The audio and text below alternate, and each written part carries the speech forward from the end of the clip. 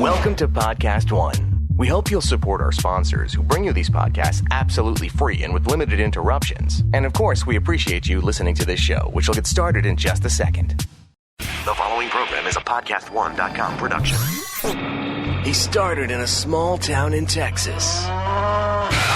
Worked his ass off to become one of the most famous wrestlers of all time. We're going to take care of business tonight, and that's the bottom line. And now he's dominating the world of on-demand audio. And he's doing it for the working man. This is a damn good outlet for me to spew the bullshit off my brain. Yeah! This is the Steve Austin Show.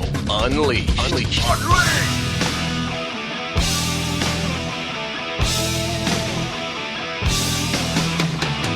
All right, everybody, welcome to the Steve Austin Show. I am coming to you from the Main Street in Los Angeles, California today. Got a hell of a podcast for you. Well, at least I think it's a hell of a podcast. Today I'm finally getting around to playing those phone calls where you guys called the studio a couple of weeks ago one Saturday night. And I tell you what, I appreciate you guys lighting the phones up. I didn't know when we put this out there because I'd forgot to mention it on my podcast, so I just sent out a couple of tweets that we were going to be opening up the phone lines, kind of like a fan appreciation type thing, talk to you guys. I haven't done a call-in segment or a call-in show in a couple of years. And Stacy said, why don't we take some phone calls? And I said, you know what? That's a really good idea, but just the funny thing is we don't really have anything specific to talk about. Because if you'll remember back on that Saturday, there was a UFC fight on. I was missing that, and so the WWE pay-per-view was on Sunday. We couldn't talk about that. Monday Night Raw and Tuesday Smackdown hadn't happened, so we couldn't talk about that. So the questions were all over the place, and I tell you what, some of the questions caught me so off guard. I was trying to rack my brain, trying to really remember some things from the past. Hell, I've been hitting the head with so many damn steel chairs. If I hadn't thought about it, it's hard for me to dig back and remember everything. So please bear with me on this session of phone calls as we move forward and start taking more phone calls after specific events that we are all on the same page on, and that's the subject matter at hand. I think it's going to be a lot easier for me. I am building out 317 Gimmick Street as my podcast studio. The guys are over there doing some renovations right now. They're painting the interior part of it. I'm going to turn it into my man cave.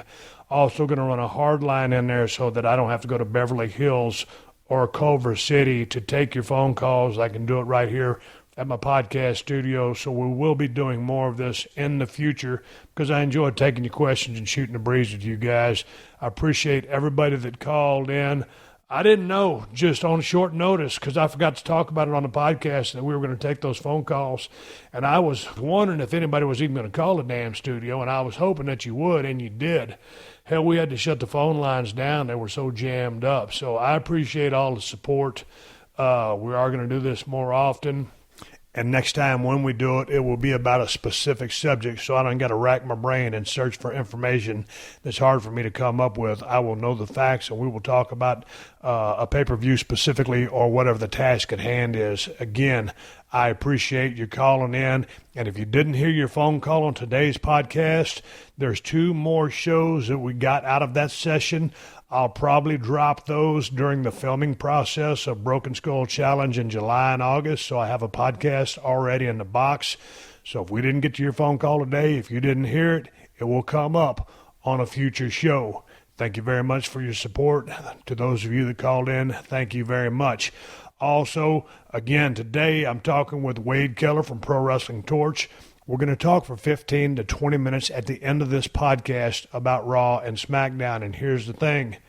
Right when I turned on Raw the other night to start watching, my direct TV went out. I will post a picture of my television screen on Twitter Thursday when this show drops.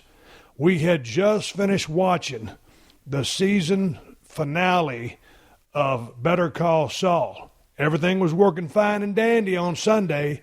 We turned the TV on Monday so I could watch Raw, and I was going to watch SmackDown, so I'll be able to talk to Wade Keller about all this stuff that we're about to talk about, and I didn't have shit. My wife started doing the troubleshooting, hitting the reset button. Then she spent an hour on the phone with the people at DirecTV. Couldn't fix it over the phone, so now some bitch got to come to my house and fix my DirecTV. Says my satellite wasn't communicating with the box. Anyway, I watched the highlights from Raw and Smackdown that I saw on WWE.com. I'll let Wade fill in the gaps. But then, with that being said, since I didn't get to watch both shows, we'll be able to keep this about 20 minutes. Wade Keller coming up at the back end of this podcast. Thank you, everybody, for your calls. Let's get to the phone calls now. We're going to start with Justin in Huntington, West Virginia. Justin, how are you? I'm good. How are you, my friend? Hell, man, I'm sitting here with a pair of headphones on, drinking some water. What's up? Just talking to my favorite wrestler. Hey, man, I appreciate you calling in the show, and I appreciate your patience on the hold button over there. Hey, man, what do you want to talk about today? I want to see what your opinion is on Roman Reigns. Okay, with respect to what? As a wrestler and all the heat he gets from the crowd, what do you think about him? I think he's got a great physique, good-looking guy, pretty damn good worker. Storylines have been kind of on, off, hot, cold. Roman Reigns, in and of himself, I think he has star written all over him. He's still got to find his way. He's still got to climb his way up the ladder. He's built to take the road. He's always in shape. He doesn't get gassed out in his matches. There's a lot to like about the guy. So when they came out as the Shield, those three guys, him, Seth, and Dean Ambrose, first came out as the Shield. They were really hot as heels. And, boy, all of a sudden, they split them up. And, Roman, I don't know, it just kind of came out of that. And all of those guys kind of had to find their way. And, Vince kind of picked him to be the babyface. And because of the response that he was getting when he hit the ring. And he really draws your attention. If they get his storyline straightened out, I think the kid's going to be fine. I think they just need to keep running him like they're running him. He's doing good in the ring. I loved his matches with AJ. I think you keep him on the road that he's on, and you don't turn him heel just for the sake of turning him heel to make the fans happy because you're not pushing him anymore. Because if you turn him heel, you're going to push him even harder. So then, if you were tired of him to begin with because he was over-pushed to begin with, in your opinion, then you're not going to like him as a heel either.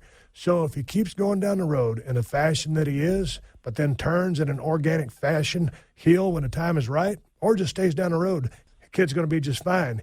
He still has things to learn in the ring. He still has to work on getting to the top level, but he's a top guy in my opinion. What do you think about him? Honestly, I love the guy. Every time he comes out, I'm just happy that he's there. He's a great wrestler. I love watching him wrestle, and I just hate that he gets such a bad reaction from the crowd. Man, you do that sometimes, and it's hard when you're out there and they're pushing you to be one of the baby faces of the company or the face of the company, and you get out there and look at John Cena. Now, he's been on top for over 10 years and has had a career that's been absolutely phenomenal, but he still has sometimes those divided chants, but nonetheless, there's electricity in the air and everybody is engaged. And he has been able to have such a strong mindset to not get in his head and mess with him. That's the confidence of John Cena. I think that Roman Reigns has the same type of confidence and self-belief that he's going to weather some of those bad chants, and he'll end up getting over for everyone as we continue to watch what rolls down the road. The kid's going to be fine. I think he's built to be a superstar, just got to be hungry enough to go out there and get it. I know the company is behind him, and I think he'll get to where he wants to go. Do you see a title shot in his near future? Here's the thing. The title doesn't mean anything right now. He just needs Justin to focus on the work, get in a good, engaging storyline, and be Roman Reigns. F the title. Don't worry about the title. As Stone Cold Steve Austin, I didn't worry about the title. When I won it, it was cool. But did I live and die by it? Hey, man, I got the title. I'm the world champion. No, I didn't. And I didn't really need a belt. If you go back to Jake the Snake Roberts, he was a guy that didn't need a belt. Roman doesn't need a belt. He just needs good stories, and he needs great opponents. And he needs to kick ass and show fire and execute. I hear you. Hey, man, I appreciate you calling in the show. Can I get a hell yeah before I go? Oh, hell yeah. Thank you, brother. Take care, man. Let's go to Sean in Tulsa. Hey, Steve, how are you? Dang, man, I'm doing good. You calling from Tulsa, Oklahoma? Yep. Hey, man, what do you want to talk about tonight? Let's get into it. Yeah, I wanted to see, a while ago I sent you a question when you had Jim Ross on the show that was asking, what was the key, most important factor in his decision to hire you. Now, I was wondering, if you were in the position of hiring, what would be the most important factor you'd be looking for in a wrestler, or if you were making a decision whether to pull the trigger and hire him or take a pass on him? Man, I just, when you meet somebody, do they really grab your attention? Is there any charisma to this person? And they don't necessarily have to be a good-looking person, just some type of pop factor or wow factor or attention-getting factor. As an entertainer, you look for those visuals, and then you meet someone and see if you feel that electricity when you shake that hand and start engaging that person. And then as you talk to them, see how their gears work, see how they talk, listen to them talk. Do you feel them? That's what I'm looking for right off the bat. Right on. It makes sense because people got to engage, not just with the crowd, but with the Today Show. I think you guys are talking about that with Brian Kendrick. It's not just can you do a promo, but can you talk to different people and appeal on a mass basis? Man, I tell you what, when you talk about cutting a promo and just working, you just made me flash back to, you're calling from Tulsa, home of former Mid-South wrestling from Bill Watts, one of my favorite territories. Yeah. But you look at a guy like Jerry the King Lawler, who came up in the USWA, and here's a guy that wasn't the biggest guy in the locker room, wasn't the best-looking guy in the locker room, but it was a hell of a worker, hell of a promo, great storyteller. And it's like, okay, if you line everybody up in the locker room, say, all right, man, pick the superstar. You might not pick Jerry Lawler, but all of a sudden when you watch the guy work, when you hear him talk, and you see how dynamic and charismatic he is, it's like, holy smoke, here's our guy right here. It just happens, many different ways. And, Jerry worked long and hard to get to where he was. And it's always amazing when I hear people say, hey, man, give me your 5 best talkers. And someone just, throws out 5 names. Jerry Lawler is one of the best talkers in the history of the business, period. End of story. Yeah. And all the money that he drew down there in Memphis and along with Bill Dundee and that whole crew, it was just amazing. I segued off, but he was the guy, when you start looking around to try to find guys, it's not always going to be the biggest, best-looking guy that you find or the biggest, best-looking girl that you find. It's a mix of a lot of things. And you as a fan, let me ask you, what are you looking for in, let's call it a WWE superstar for yourself? I want them to believe what they're saying, or at least appear to believe what they're saying.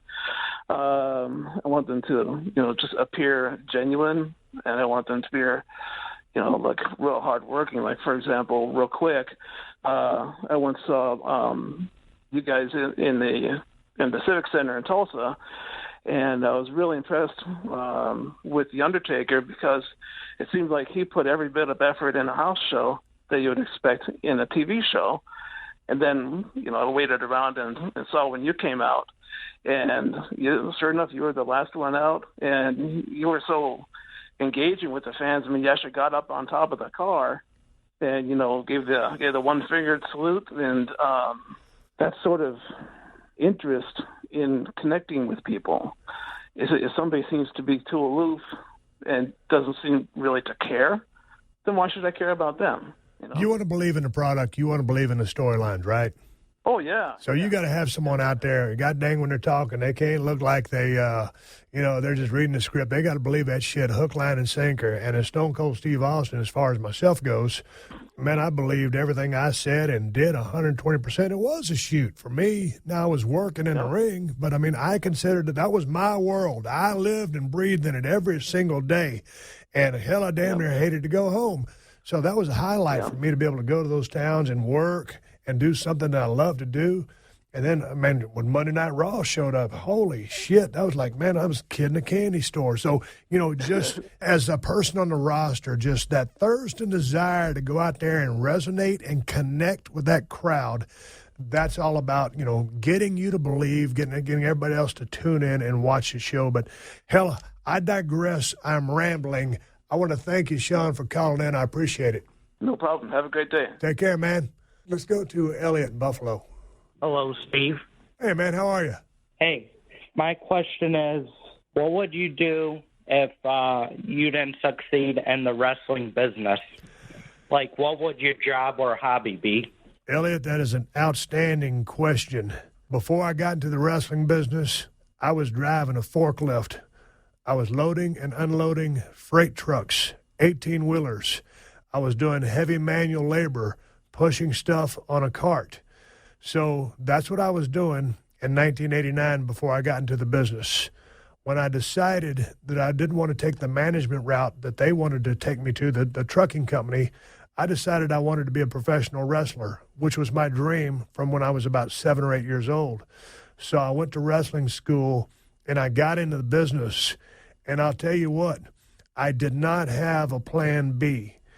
I did not have an option to fail.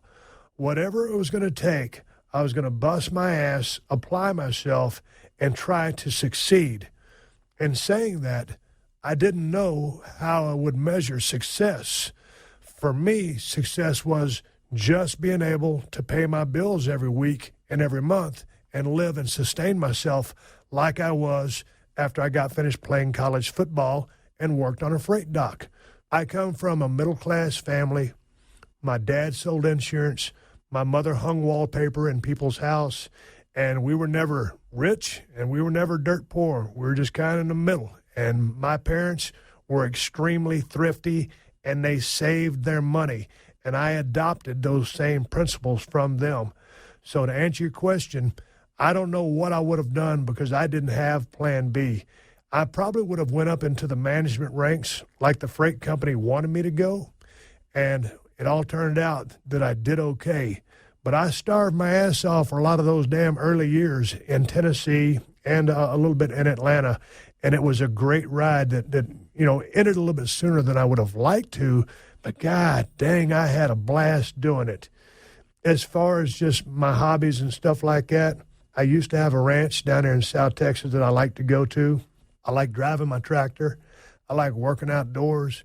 I like riding my Kawasaki mules and my four-wheelers and stuff like that. And I like hanging out with my dogs and my wife. I'm pretty much a hermit in Los Angeles. Got a sushi restaurant that I go to that's right down the road from my house. And I like to go to the shooting range just to shoot steel targets. And that's what I like to do. Thank you for telling me that. Hey, Elliot, thanks for calling, man. I'll catch you down the road. Could you say hello to my parents? Their name are Marie and Russell. Hey, Marie and Russell. Glad y'all called in and glad I got to talk to Elliot. I appreciate the support. Thank you. Oh, let's go to Brandon. Hey, Brandon, how are you? I'm pretty good. What do you want to talk about? Okay, if you could work with any professional general manager, who would it be? Man, general manager. What are my options? Shane McMahon, Stephanie McMahon, Eric Bischoff, or Paul Heyman? Man, I tell you what, that's a heck of a list of names right there.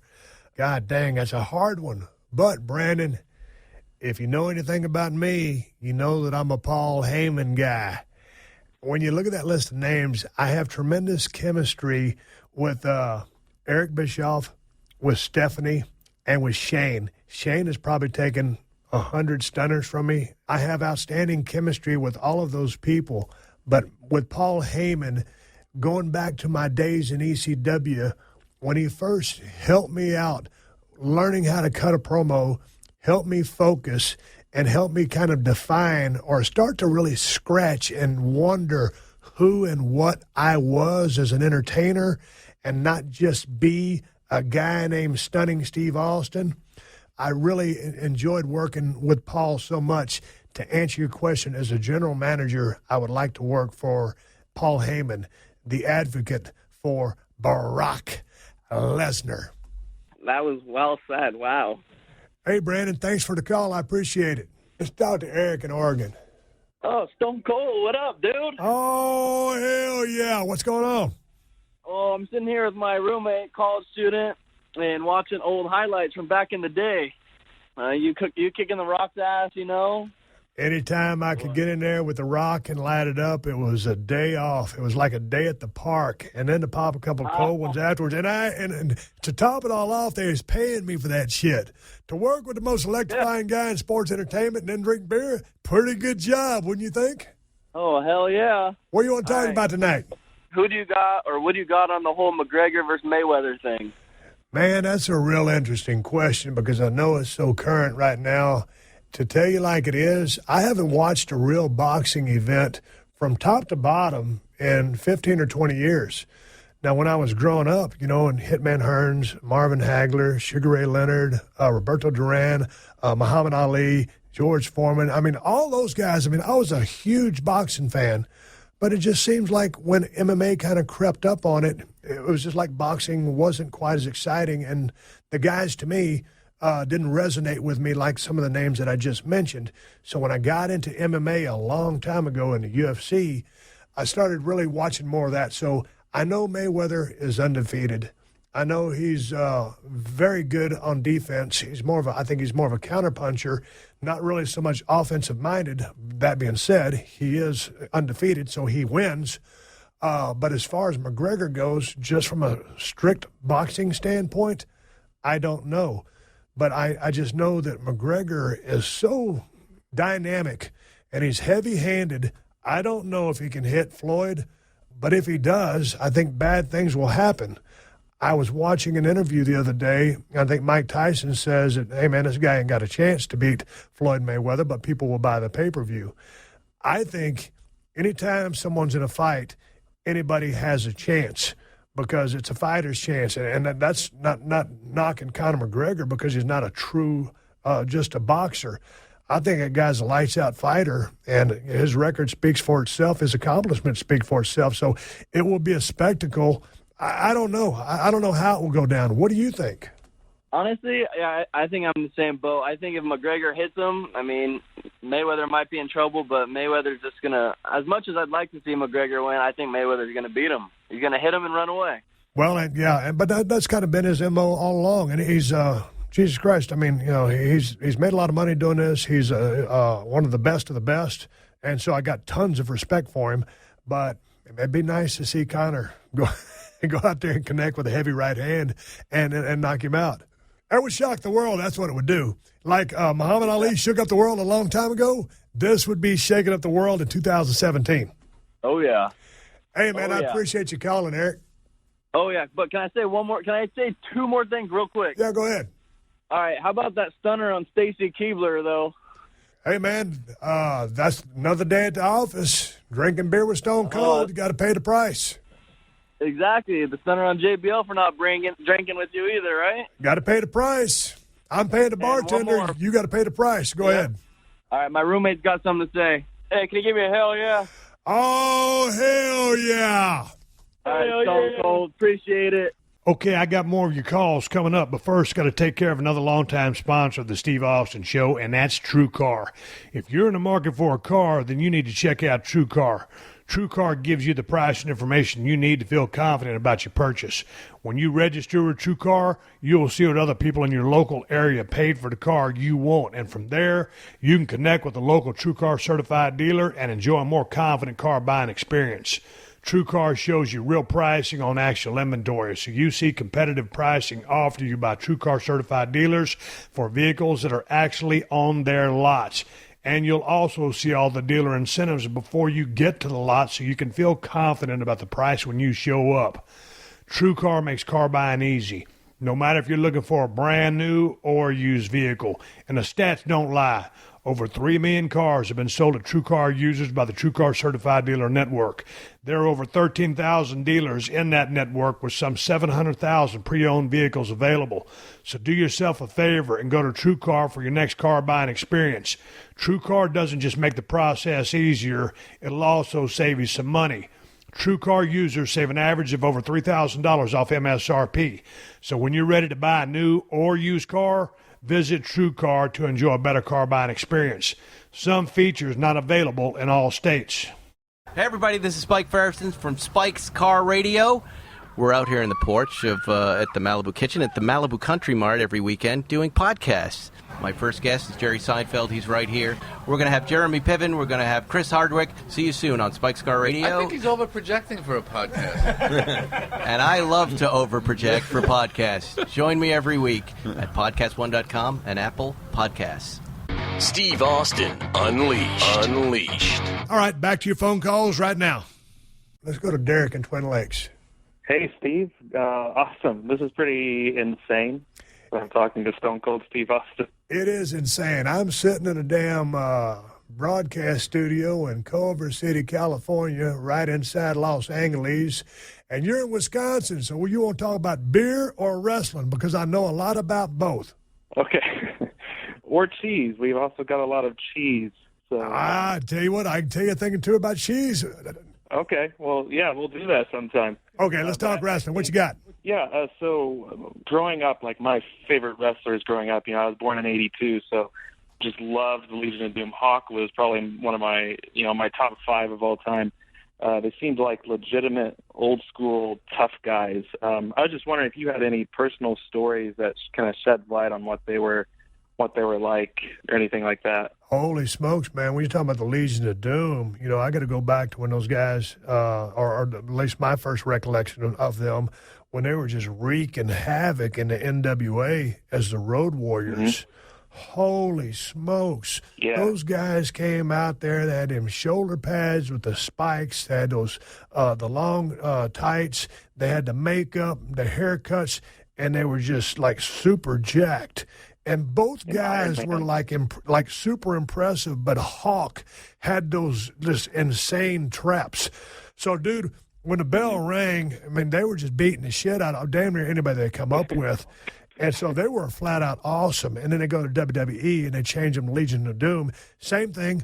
And here's the thing about the Legion of Doom. And I wish Hawk was still with us and Animal is still with us. Yeah. But those guys are so nice and they were always forward-thinking to me, and they were one of the best tag teams or biggest draws in the history of the business in the tag teams.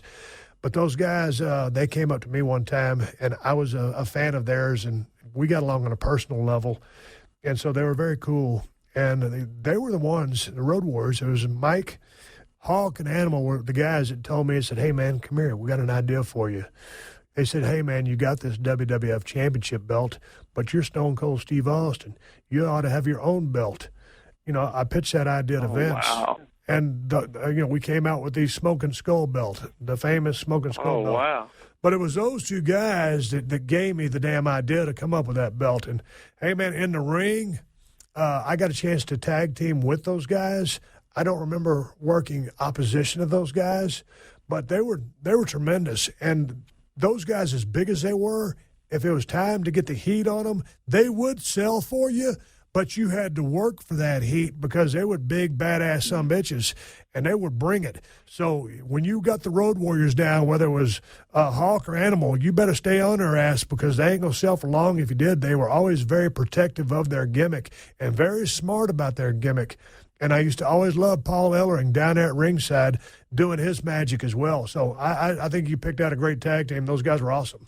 Yeah, definitely. Do you think it's sad that, today, we don't see a lot of guys being a tag team forever? It's sort of a starting point to a singles career. Man, I tell you what, you're dead correct on that. For some reason, you just don't see those lifelong tag teams. I miss it because I love tag team wrestling. And the thing I love about it is you got 4 guys in there working with the referees. So you got 5 guys rather than 3. All the different combinations of things that could happen, drawing the ref, manipulating the crowd, all that stuff there's so many things that can be going on in a tag match. It's mind-boggling. To jump off LOD for a second and talk about tag team wrestling, like Dash and Dawson. Do you watch those guys down at NXT? Yeah. Those guys are probably, that's probably the best tag team I've seen in a long-ass time. And those matches that they were having with Ciampa and Gargano were just off the charts. So I really like those guys. They're a whole different ball game from LOD, but just as far as manipulation of the referee, things going on in the ring, those are 2 damn good tag teams right there. And I don't know, with Dash out with that broken jaw, what the future holds for those guys. But shit, we'll see. Yeah, definitely. Hey, man, I appreciate you calling into the show. Yeah, thanks, Steve. This was awesome, man. I appreciate you and everything you've done, and I love you, brother. All right? Hey, man, I appreciate it. We had some good times going through all them towns in Wisconsin, and it's a beautiful state. Have a cold one for me. I'll catch you down the road. Will do. Let's go to Ryan. Hey, Ryan, how are you? Good. How are you? Hell, I'm doing excellent. Good. Well, hey, I just had a question, man. I wanted to see if you could drink a beer with anybody alive or dead. Who would it be? Boy, you talk about a hell of a question. Drink a beer with three people. Let's go John Wayne, Evel Knievel, Elvis Presley. Could have been Stevie Ray Vaughan there. He's from Texas. I know you call him from Houston, but, man, I think you talk about a hell of a list. I think I'd have to open the bar up and have about 10 or 15 in there. You've been from Houston and home of the Houston Texans. I tell you what, I'd like to have a cold one with J.J. Watt, one of the baddest defensive players in the NFL right now. Yes, sir. You a football fan? Absolutely, 100%. All right. Any more questions for me? No, I just wanted to tell you thanks, man. Thanks for taking my call. We're big fans down here in Texas. We appreciate it. Hey, man, I tell you what, I had a blast wrestling in Houston, Texas at WrestleMania 17 way back in the day because I grew up 100 miles south of Houston on 59 in Edna, Texas, and down there in Victoria.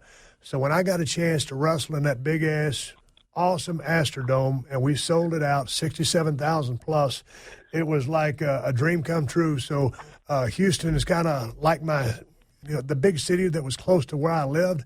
So I appreciate all your support. Well, hey, we just opened a restaurant, my company in Denton, where you played college ball. See if you give them a oh hell yeah. What's the name of the restaurant? Let's give them a plug. It's actually a big company called Raising Cane's. Raising Cane down there in Denton, Texas, home of University of North Texas, Mean Green Eagles. I think they're going to have a hell of a season this year. They're putting their program back together, continue to advance the offense, and get better on the field on both sides of the football. So I'm looking for big things from my former team, North Texas State University, now University of North Texas.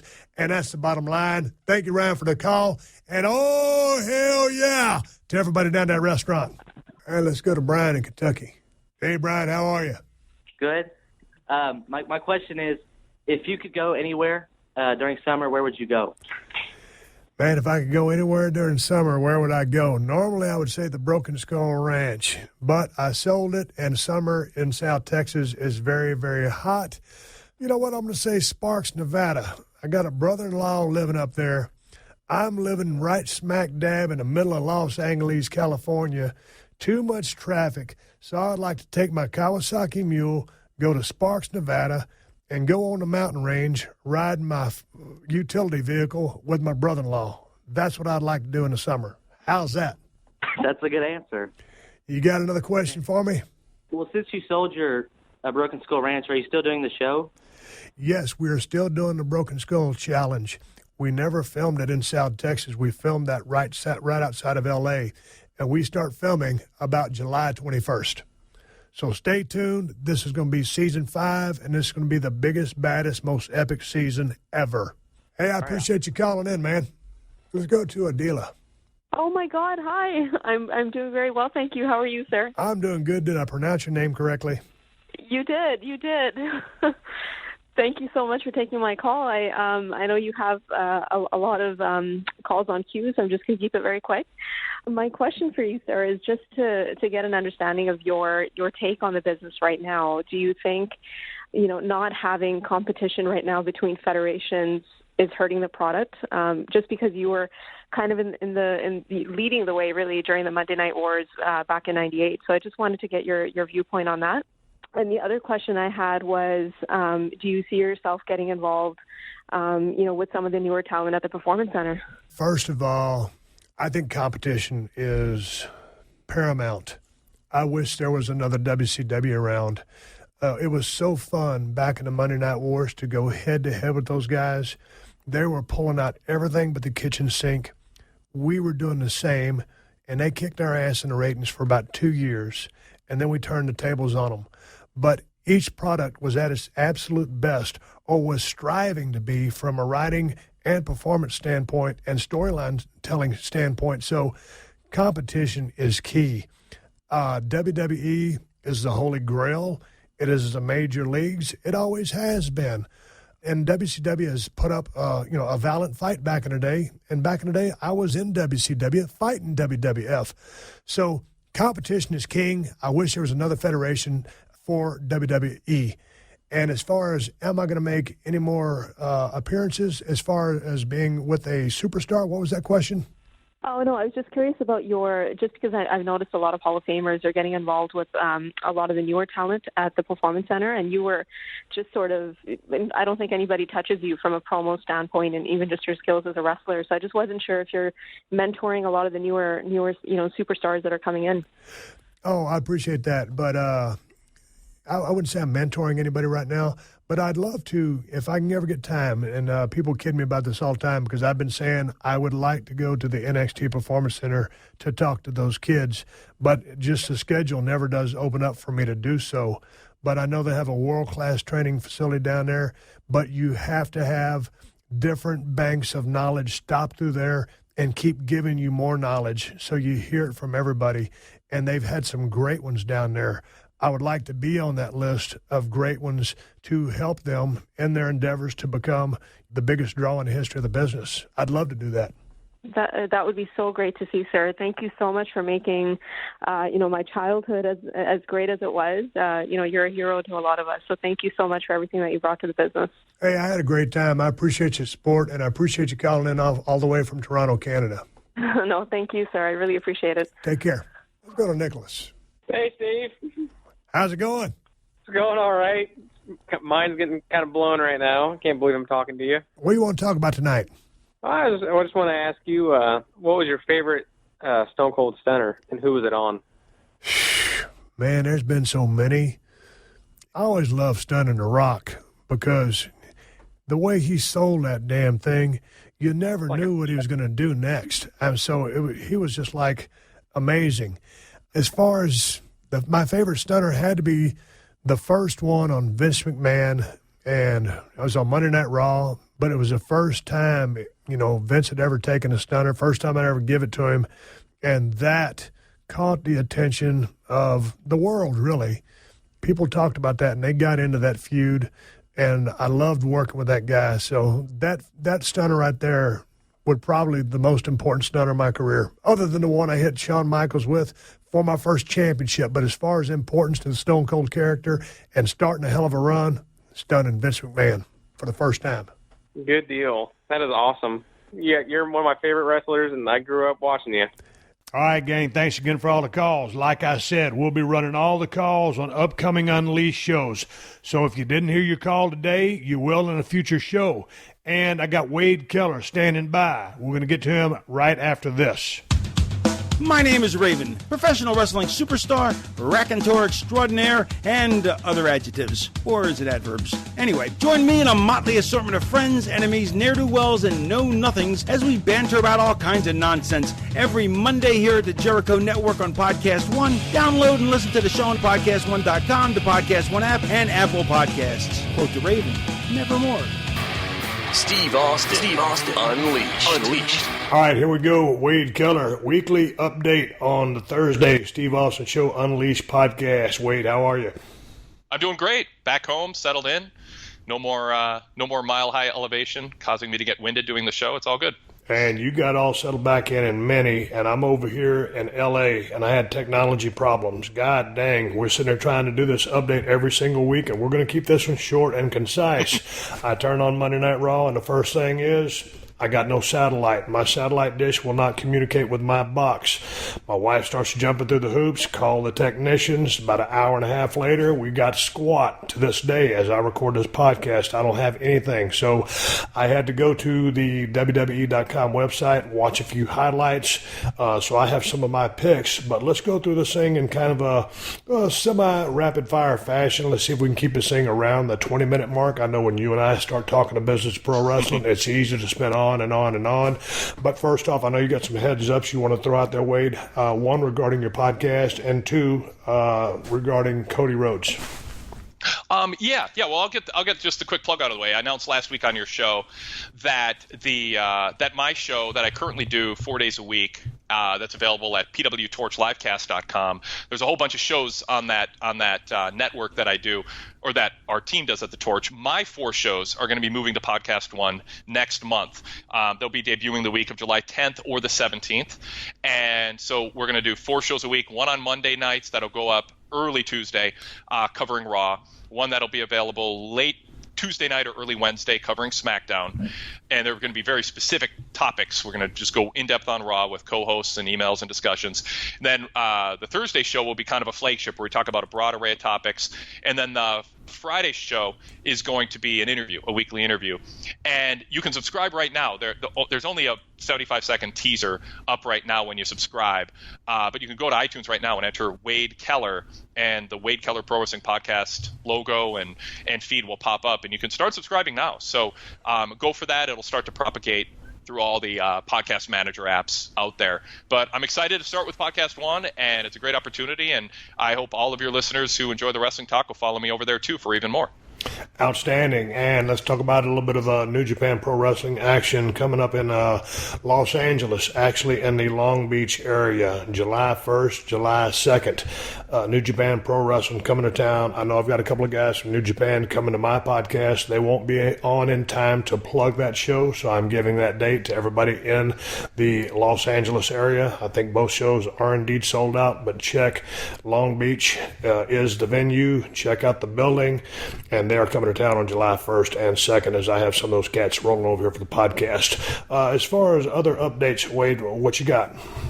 Well, Cody Rhodes won the ROH World Title Friday on their pay-per-view, beat Christopher Daniels. Now he's going into the weekend with a match against Okada, and so it's a big week for Cody Rhodes. Obviously, I mean, a big month for Cody Rhodes to go from being a post-WWE guy, getting his footing outside of WWE, and I'm sure, I mean, he was confident that what he was doing would that he had the talent to make it work without WWE's machinery behind him, and I know a lot of people in WWE like Cody, and we're wishing him luck, and it was a good move for him.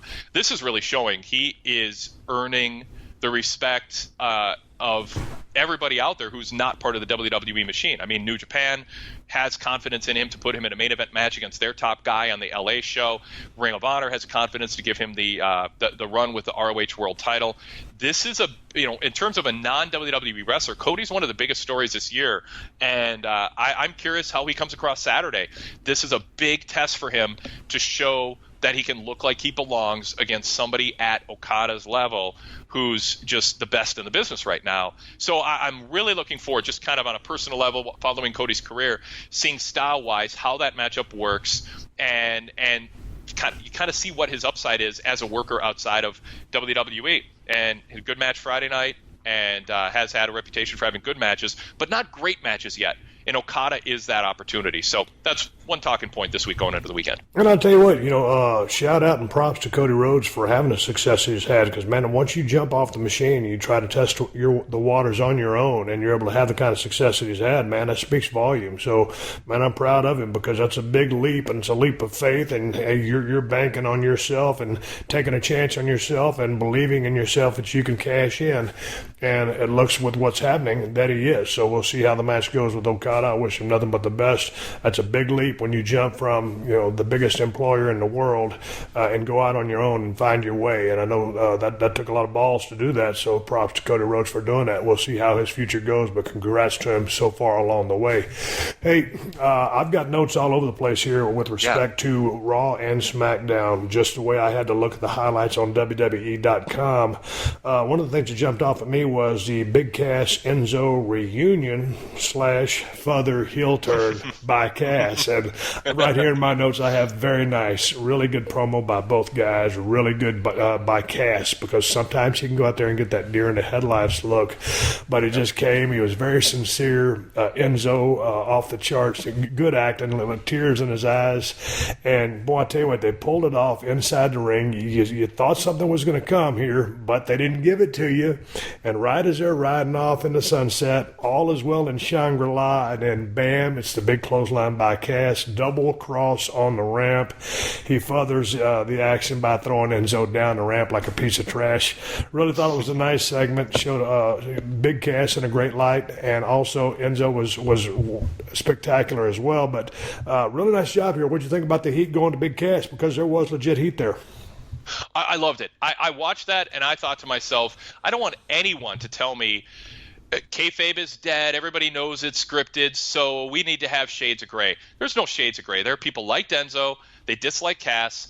The acting was great. You're right. Enzo 2 years ago, go watch some NXT shows from a couple years ago. Enzo had a little deer in the headlights look. He didn't exude that confidence that you need to be a top heel or babyface. He's confident now. I thought there was a lot of good stuff, and you and I agree on the acting and the tears and the emotions. They had me buying it. I'm sitting here processing in my head, okay, who are they going to feud with next? Now that they've decided to put off the breakup till later, it was so convincing. And what jumped out to me is at the very end, Cass looking at the crowd after he turned on Enzo, in the way that he looked at the crowd and talked trash to them afterwards. I thought that was a money moment. That convinced me more than anything else that he had done that he's ready. He doesn't have that, the deer in the headlights or whatever it was that stopped him from breaking out. I think he's going to be a money heel. But I also want to give credit to Enzo. I think a lot of people were thinking, Enzo and Cass together, they're greater than the whole is greater than the sum of the parts, and if you separate them, they're not going to be that good. I mean, that might turn out to be the case, but Enzo showed a lot more range here than we've seen, because he's usually the goofball in the funny hat with the funny hair, doing the funny lines, doing the majority of the talking, but it's all kind of, frivolous stuff. He showed some acting range here. I think if they did not have big plans for Enzo after the last 2 weeks, I think they need to rethink that and figure out how they can make money and put Enzo in a position to contribute. Yeah, but I would say I wouldn't put him in the goofball category. I would categorize him as that wild card guy with some it factor there, because he can be over the top, but I wouldn't call him a goofball because that's almost an insult. He's just that guy. He's charismatic. He has a way with words. He has a presence. Sometimes he gets a little spun up in it, but anyway, nice job. But I don't want to write him off as a J-Bro here. I thought he did a great job here, and he's great on the stick, and he has a great persona. And I think that was a perception of him. I think that he showed there's more there. Eric Young, for instance, who's in NXT now, Insanity, in TNA, he did a lot of light, frivolous goofball comedy, and then he got serious and kind of channeled Mad Dog Buzz Sawyer. And I'm wondering if there isn't something Enzo can do. He's not going to be a great, flashy cruiserweight worker, no. But if he can, like you're saying, if he can channel, kind of do what Eric Young did, channel the mad dog, unpredictable, crazed, there's a vicious side to him, a little bit what Flyboy Rocco Rock did in ECW, where it was sing-song, all smiles, and then boom, he could turn in an instant, and you'd be like, oh, crap, this guy's got street toughness too. I hope Enzo and WWE go that direction with him. He showed me a lot in this in the last 2 weeks too. But Cass, I'm excited about. Now we got to see him hold his own in some singles matches on the main event scene. Again, all he has to do is just good, solid work. Don't work like a cruiserweight. Don't worry about taking the big bumps. Just work logic, be mean, be vicious, sell when it's your time to sell. Don't turn into super coward mode. Don't oversell, just sell, and learn sometimes working against guys that are smaller than you, register, and then if they get you in the sell mode, then sell, but be vicious in your heat. Good luck to Big Cass. Good luck to both of them. Steve, real quick before you flip to the next subject, on Cass, who should he study tapes of over the decades? Man, that's a good question. Just from, if you say babyface, I say Barry Windham. But right now, in the heel vein that he's going, maybe even heel Barry Windham. But I like Barry better as a baby. I don't want to say Bruiser because anybody can study Bruiser just because of just the generality of what he did was awesome. Just off the cuff, it's hard for me to pinpoint someone that I would say, hey, Big Cass, as a pretty good sized heel, here's who you should study. So I'd have to get back to you on that note. Who would you say? I'd say some Kevin Nash, because Kevin Nash, by necessity, wrestled a big man style, but he carried himself in the ring deliberately and with confidence and exuded that confidence and used his size. But there's some Barry Windham in him in that there's more natural athleticism. Even just Rick Rude. Rick Rude wasn't a big man wrestler, but Rick Rude didn't do flashy stuff. What he did looked badass, incredible. So, I mean, that's just, I didn't plan my answer either. I'd have to think about it, but just think about like you said, don't be trying to do dives and top rope moves. focus on being tough and credible and carrying yourself like, not that you're in no hurry that it becomes boring, but that you're not trying to impress the crowd, you're trying to win matches. What I'm waiting for, Wade, right now is the next guy to really step up and show intensity and a little bit more mean streak. I talk about this all the time. No one has really done it. Braun Strowman has. There's a couple of guys like a Brock Lesnar or like a John Cena, just for respect when it comes time to deliver offense. So when I don't include certain names because they're already there. I'm talking about this new group of guys. I'm just still waiting for that next guy to jump out because of intensity. So if there's one thing I would say to Big Cass, intensity. And when I say intensity, I don't mean in a just fast forward pace of rushing things. It's just with just delivery and execution and just that demeanor with which you carry yourself. So that would be something that I would say for Big Cass to focus on. But let's move on down the road. Is Roman Reigns on Monday Night Raw?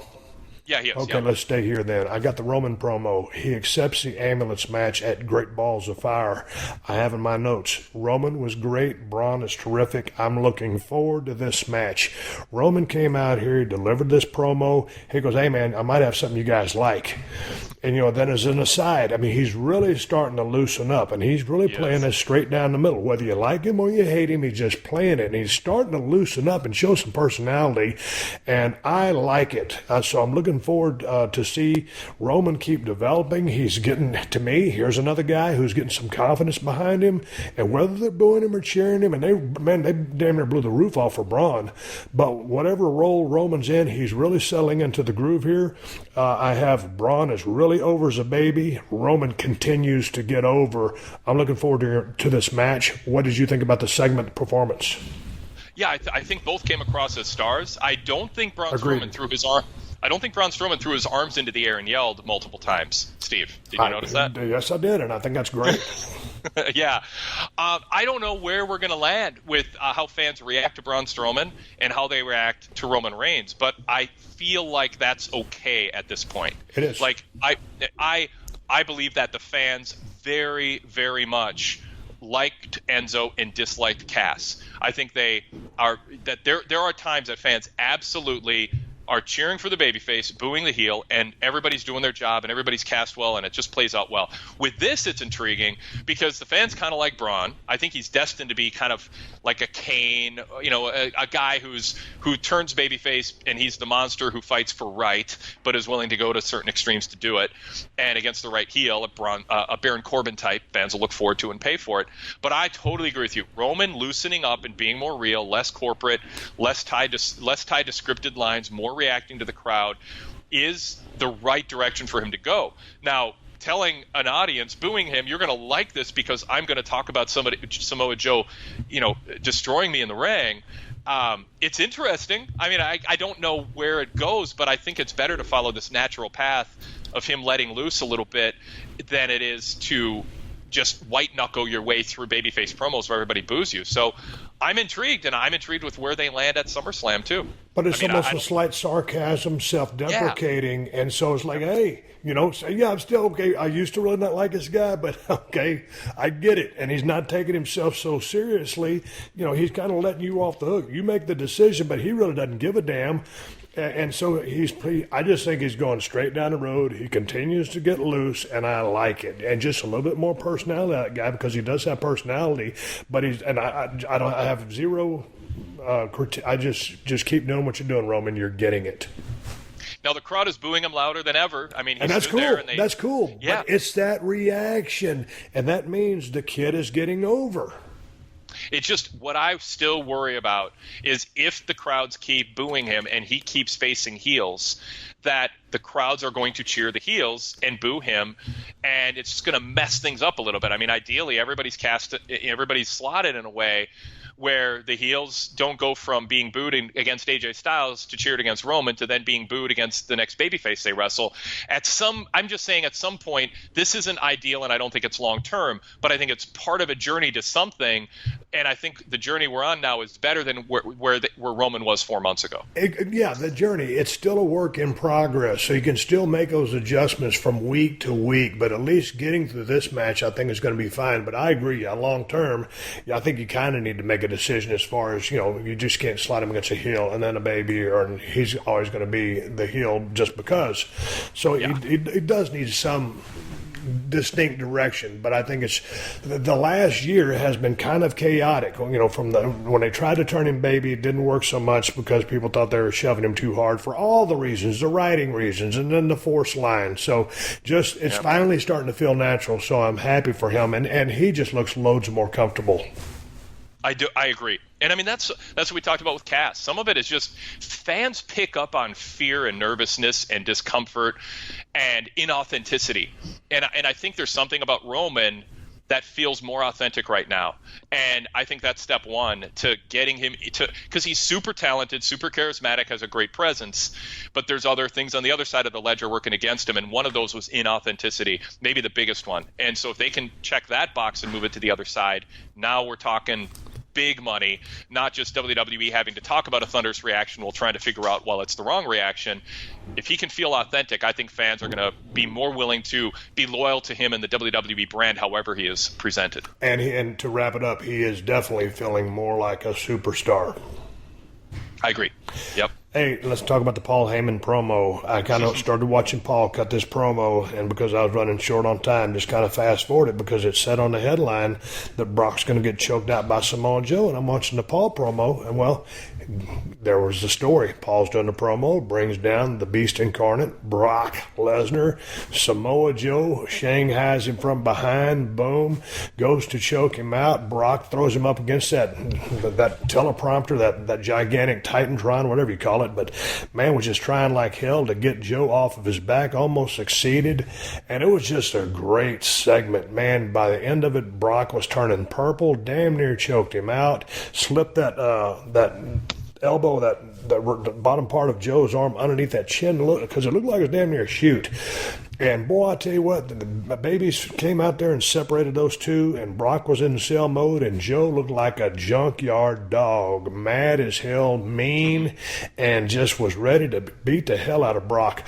I thought it was executed awesomely. Here's my question for you. You've been on both sides of the ledger as an established top guy with people wanted to come up and test the main event waters. You spent a lot of years as a guy testing the main event waters, and other people had political power or had established themselves as main eventers.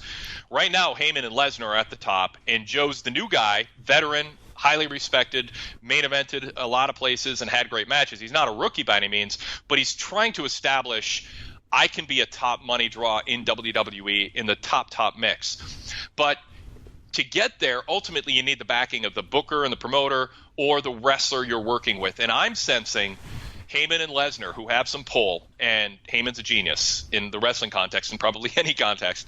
I'm sensing they look at Joe and go, we want to make this guy, and we're willing to cash in some chips that we don't use on a Dean Ambrose, or pick your guy that they've wrestled.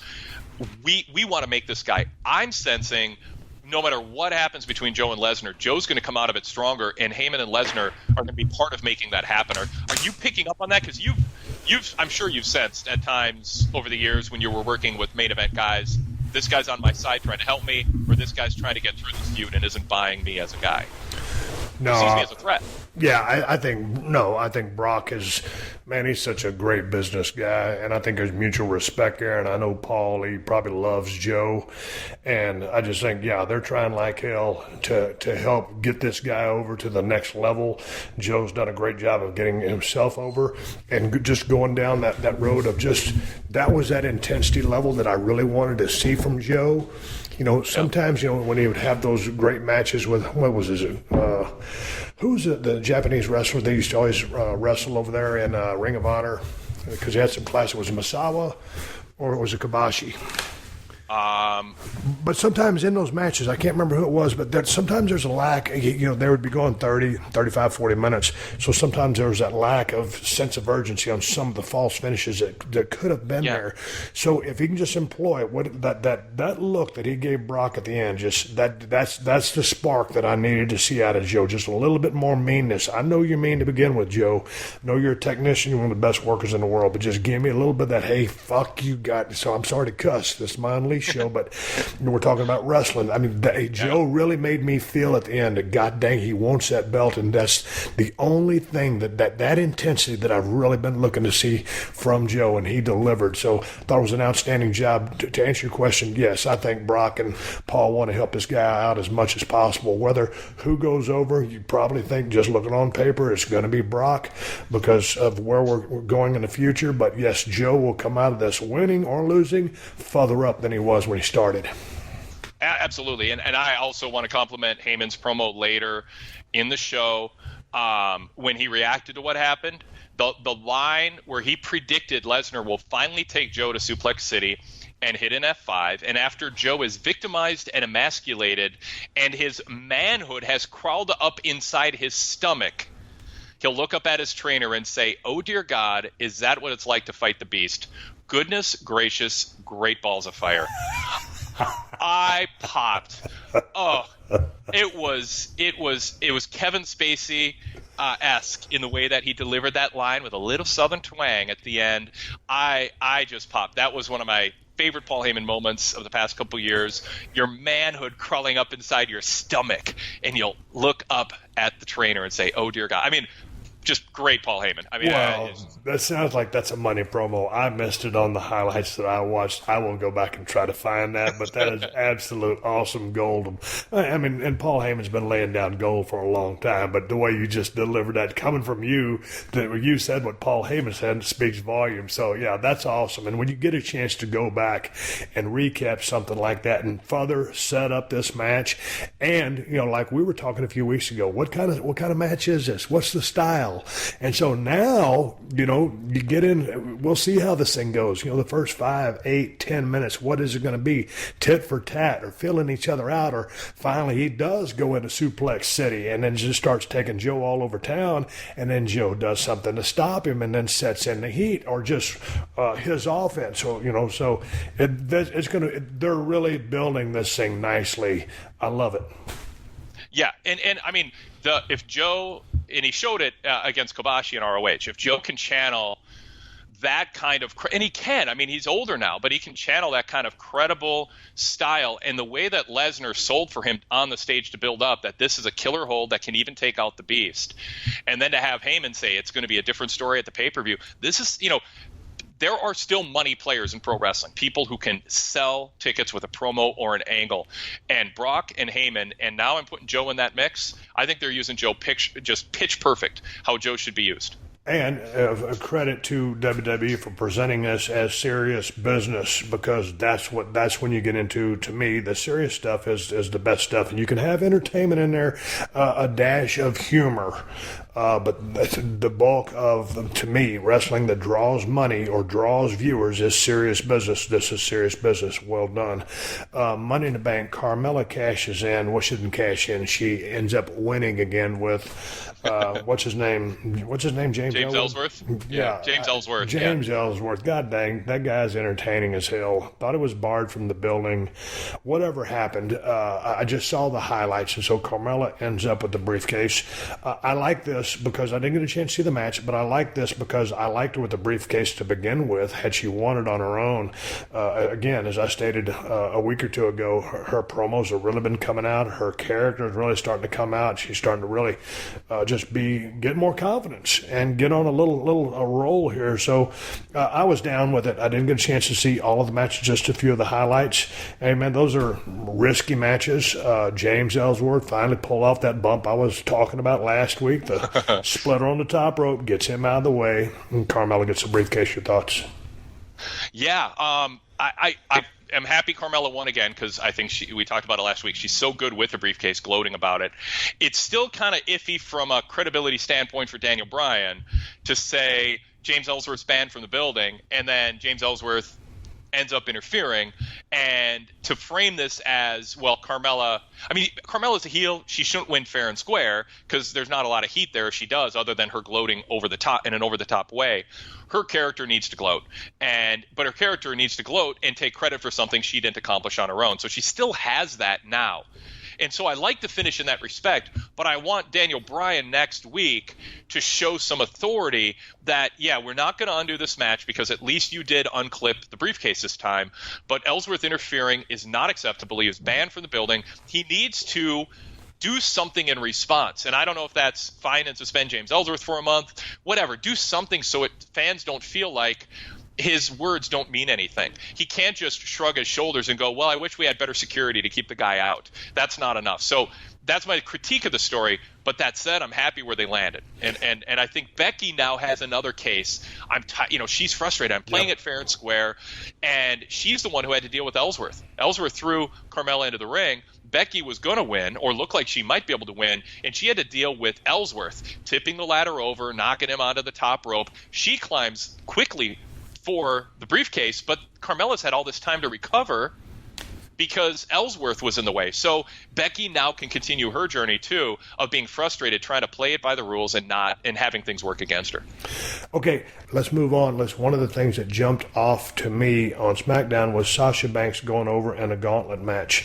And I thought this was a nice setup from the highlights I saw because my DirecTV went out with Nia eliminating everyone in the ring. And so finally, when it came down to Nia versus Sasha Banks, surely you felt this was going to be the same thing because she was the biggest woman in there. She's really coming around. She's turned into a really good worker. And not so fast, my friend, Sasha Banks over with the Banks statement, winning the gauntlet match, thereby setting up a match between herself and Alexa Bliss, who came out drop kicked by Sasha, picks up the belt. There's a tease there to Alexa. Setting up this match, is that Great Balls of Fire where this match will happen? Yeah, I think it has to. Or is it just saying, hey, I'm looking at taking, I got a shot at your title now? Because what was that? It was number one contendership. But okay.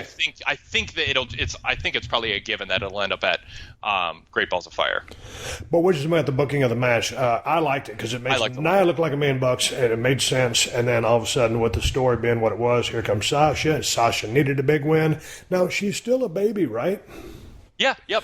But to me, it was funny because at the end, I thought she was going to get a bigger pop than that. I've been kind of taking her more in a heel vein from just the way she's being booked. So I guess, not straight up heel, but not just full-fledged baby, but not a heel. But she held up that belt, and the responses she got threw me because if she's working baby, I expected a bigger response. She has one of the best gimmicks in pro wrestling, in my opinion. I just love the legit boss. I love Sasha Banks. But I like her as a heel better. So what were your thoughts when she held up that belt and then going between the matchup of her and Alexa Bliss? Yeah, well, I mean, I like the matchup. I do think a couple things are at play. One, Sasha came in with big hype and a great background at NXT, and things didn't go really well for her. Not as badly as things have gone for like Charlotte last few weeks, where she's kind of lost in the mix. So, but I think what the crowd reaction in part is I think people are starting to like Alexa, and I also think they gained respect for Nia Jax. So when Sasha won, it wasn't. I really like the booking of the match in this sense that Nia Jax plows through a bunch of people to set up Sasha as the one who's coming out, and she's going to do what all these other women couldn't do, which is take it to a woman who's twice as big as her. And so that's a good underdog babyface storyline, but Sasha's not that big underdog babyface. This might have been a better scenario if Bayley was in this spot than Sasha Banks in her current character. That said, I still like the way it was booked. I like getting Sasha back into the title mix, and it makes sense. I thought Nia Jax earned some respect. That was a long time to be out there. 30 minutes she was out there 30 minutes, and yes, a little bit of break for all the ring intros, but I think she gained some respect for being able to pull that off the way that she did. But I think ultimately Alexa Bliss might be destined to be a babyface. And I don't know how long it'll take, but she's so witty. I think fans want to see her turn that wit against heels. And so in the long run or the short run, somewhere along the line, I think fans are going to start cheering Alexa, and Vince is just going to have to turn her. So that might be at play a little bit too, where fans are thinking, I kind of like Alexa more than Sasha, but let's see how it plays out. I mean, they've got a few weeks to tell their story on TV. And I can see what you're saying there. And Alexa, the way she is on the mic, very quick-witted and very sharp, might end up turning herself baby. But like I said, I love Sasha as a heel. I think she's as a heel, she's one of the best in the organization. So I just take her as a heel. She's very good as a baby. I just love how nasty. I go back to the NXT TakeOver match she had in Brooklyn with Bayley when she was working the hand, and she's just a natural heel, but she's phenomenal. I love the whole gimmick. But anyway, that was all. That's what jumped off to me, Wade, when I look back at the highlights. We've got 31 minutes in the can. Anything to wrap this thing up?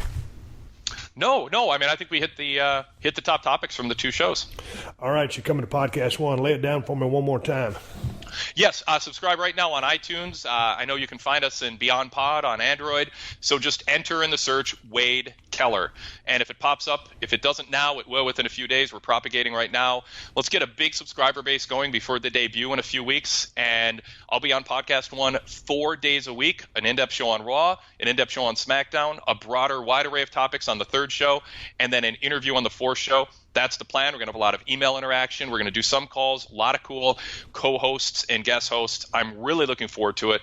If you like what I do here on the Steve Austin Show Unleashed, you will like a bigger dose of my analysis throughout the week, now at Podcast One. So just search Wade Keller, and let's get the subscriptions rolling. And that's the bottom line, because Wade Keller said so. Wade, good talking to you. Thanks so much, Steve. Always a pleasure. All right, everybody, give me the go-home cue. It's time to wrap up this podcast and ride off into the sunset. Once again, if you didn't hear your phone call, your call to the studio on today's episode, you will on a future episode, probably when I go start filming Broken Skull Challenge. Thank you for your support.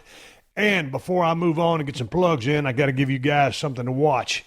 Get on the WWE Network and watch Sasha Banks, the legit boss, versus Bayley. Bayley and I are going to continue our conversation on Tuesday. It's part 2 of that podcast, and we're going to get into that match and actually watch the entire match together and talk about it. A lot of fun talking to Bayley. She finishes up her conversation. Class act. It was real fun talking to her, and it was real fun watching that match with Bayley as she took on the legit boss Sasha Banks there at Brooklyn at NXT TakeOver. So watch that match so you'll be able to keep up with the conversation as we break that match down. Hey, ProWrestlingTees.com/Steve Austin has all the shirts that I wore in the last season of Broken Skull Challenge, and we're about to go into production right around the corner. Got new T-shirts on the way. Best damn IPA on the planet is Broken Skull IPA from El Segundo Brewing Company. You can get Broken Skull IPA at Whole Foods and Total Wines if you live in Cali. If you ain't in Cali, check InsideTheCellar.com to see if they ship to your state. And if you're looking for anything Steve Austin related, you can get it straight from the horse's mouth at BrokenSkullRanch.com, including the Cold Steel Broken Skull knife and the Working Man knife. And you can get them at my new Amazon store. It don't get any easier or cheaper than that. Amazon has the best price on both knives. Just go to Amazon.com/shop/Steve Austin. I got to say one more thank you to all the fine sponsors of the Steve Austin Show. That's how I'm able to do this podcast for you twice a week for free. And you can find all my sponsors at PodcastOne.com. Just click on the Killer Deals button at the top of the page and then click on the Steve Austin Show banner. Folks, keep listening. The 60-second AP News headlines are coming up next. Until then, my name is Steve Austin, and I will catch your ass down the road. Thanks for listening to Steve Austin Unleashed. Catch new episodes every Thursday on the Podcast One app, or subscribe at Apple Podcasts or PodcastOne.com.